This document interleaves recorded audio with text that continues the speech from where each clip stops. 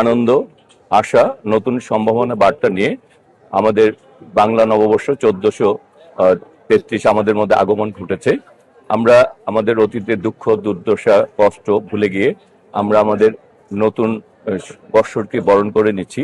এই নতুন বৎসর আমাদের অপ্রাপ্তিকে ভুলে দিয়ে, আমাদের দুঃখ কষ্টগুলিকে ভুলে দিয়ে আমাদেরকে আমাদের নতুন সম্ভাবনার দ্বার খুলে দিবে। আমরা আমাদের স্বপ্নের গুলি বাস্তবায়ন করব। আমরা আমাদের নতুন একটি সম্ভাবনার দ্বার খুলে দেব এবং আমরা আমাদের ভবিষ্যৎ প্রজন্মকে তার প্রত্যাশিত বাংলাদেশ, একটি গণতান্ত্রিক, একটি মানবিক, একটা উন্নত বাংলাদেশকে আমরা এই নতুন নববর্ষের মাধ্যমে আমরা বরণ করে তাদেরকে সেই বাংলাদেশকে উপহার দিতে চাই। লিলি আল্ট্রাসফট সিরাম জেল, যা গভীর থেকে স্কিনে দেয় 3 গুণ সিরাম হাইড্রেশন। সিরাম জেল হাইড্রেশনে ব্রাইট থাকো সব সিজনে। কারণ আসলে হচ্ছে যে মানুষ দীর্ঘ 17 বছর পর তার ভোটের মাধ্যমে একটি গণতান্ত্রিক বাংলাদেশ পেয়েছে।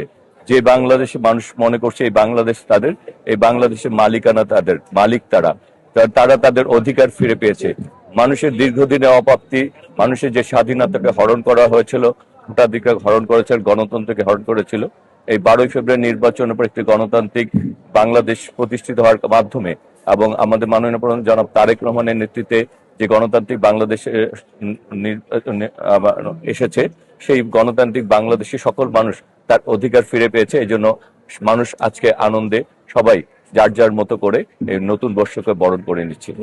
দেখুন, আমরা আমাদের কৃষকদেরকে এবং ধানের ন্যায্য মূল্যের জন্য সরকার বিভিন্ন ধরনের পদক্ষেপ গ্রহণ করছে।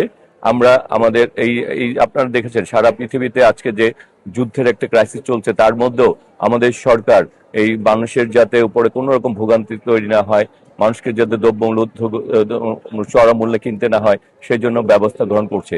সুতরাং আমাদের সরকার জনবান্ধব একটি সরকার, গণবান্ধব সরকার।